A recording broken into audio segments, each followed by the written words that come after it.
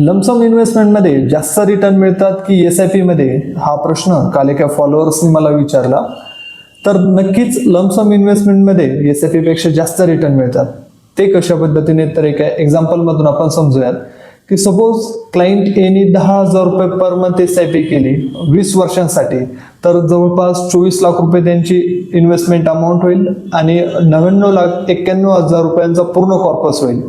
आणि suppose client बीने जी पण 24 लाख रुपये 20 वर्षात द्यायचे होते, ते जर का पहिल्याच दिवशी इन्व्हेस्टमेंट केली, तर नेक्स्ट 20 वर्षानंतर त्यांचा जो कॉर्पस असेल तो 2,31,00,000 असेल. म्हणजे जिथे SIP थ्रू 1 करोडच्या आसपास अमाऊंट बनते, तिथे वन टाइम लमसम केल्यानंतर त्याच अमाऊंट मध्ये 2,31,00,000 रुपये बनतात.